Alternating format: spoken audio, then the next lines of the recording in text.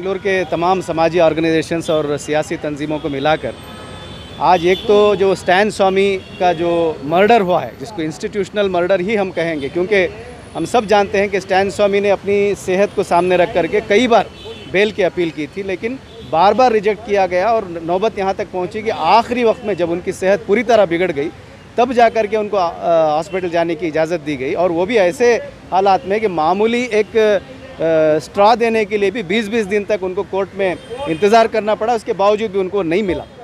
असल बात यह है कि एक तो ये इनका हुकूमत के तमाम इदारों ने मिलकर इनकी जान ली है, दूसरा इसके पीछे जो सबसे बड़ा रीज़न है वो UAPA है। तो हमारा सबका इस वक्त ये मुतालबा है कि UAPA जो एक काला कानून है उसको फ़ौरन जो है हुकूमत वापस ले। हम देख रहे हैं कि इस वक्त जिन लोगों ने क़ानून की हिफाजत के लिए, दस्तूर की हिफाजत के लिए एहतजाज किया था, वो सारे लोग जेल में हैं, जिसमें नौजवान भी हैं, बुज़ुर्ग भी हैं, औरतें भी हैं, जवान लड़कियां भी हैं, प्रेग्नेंट वुमन भी हैं। इन सब लोगों के ने जो भी हुकूमत के ख़िलाफ़ आवाज़ उठाता है, जो भी हुकूमत के काले क़ानूनों के ख़िलाफ़ आवाज़ उठाता है, जो भी जो है हुकूमत की पॉलिसीज़ के ख़िलाफ़ आवाज़ उठाता है, उसको ले जाकर बंद करने के लिए UAPA जो है इस्तेमाल किया जा रहा है।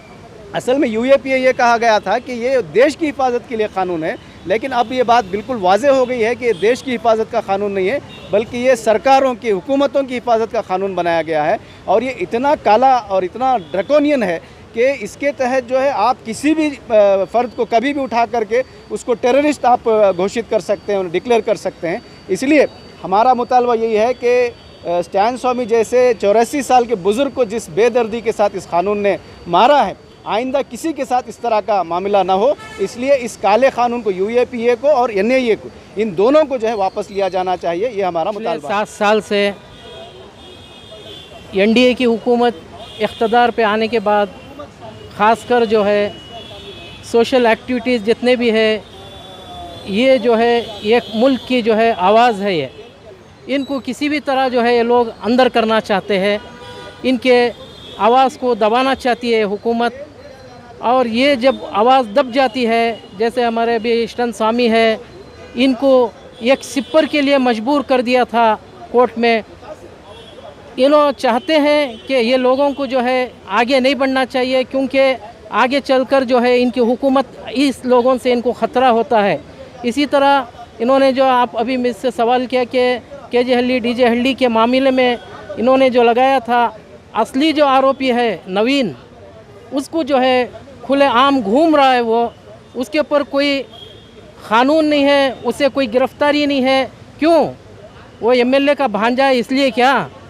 जो लोग वहाँ पर हक़ मांगने के लिए गए थे, उनके ऊपर जो है UAPA लगाए बोल रहे, लेकिन आपके पास जो है फुटेजेस है। इन फुटेजेस को अगर आप देखेंगे तो जो आप उनके ऊपर UAPA लगाए थे वो जो है उसमें नहीं थे। उस गलाटे में गलाटे करने वाले जो है वो MLA और नवीन के ही आदमी थे जो गलाटा करने वाले थे, क्योंकि उसे मालूम हो गया था कि अगले इलेक्शन में वो आने वाला नहीं था, इसलिए वो गलाटा करके BJP जाने वाला है, BJP का समर्थन है वो। Our demand is the NIA officials who are responsible in fabricating and arresting Stan should be booked under manslaughter and they should face the trial. This is number one. Our question today is why Stan was arrested, why he was remanded to judicial custody, why bail was denied, why no trial for the last 3 years. These are all the questions. See, this UAPA and NIA, both are unconstitutional laws. It's inhuman. It violates all democratic principles. Then why UAPA and NIA? See, the government of India merged with corporations, national corporation, multinational corporation, transnational corporation, and virtually the government, the Prime Minister, Home Minister, Finance Minister, they virtually act as CEO of corporations. See, even pre-independence period, there were Criminal Law Amendment Act, 1919 Anarchic Revolutionary Crime Act, and 1942 Armed Forces Special Ordinance Act. This tada and photo are the mixture of those pre-independence laws. Now UAPA adds the UN Resolution 1373, on account of which in the year 2008 they incorporated 43A to F, which are so draconian: no anticipatory bail, no presumption of innocence, no fair trial. Therefore, it violates human rights, Universal Human Rights Act, European Covenants on Human Rights. All international and national laws are opposed to UAPA. Today our protest is to repel UAPA, repel NIA.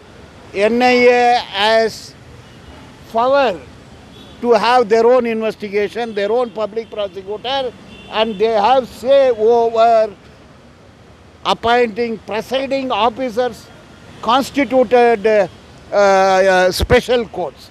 Therefore, it's a mock trial. NIA means death. The example is Stan. NIA arrested persons either die in the jail or remain in the jail. Therefore, it is constitutional. Killing of Stan and other revolutionaries are inhuman. We oppose that.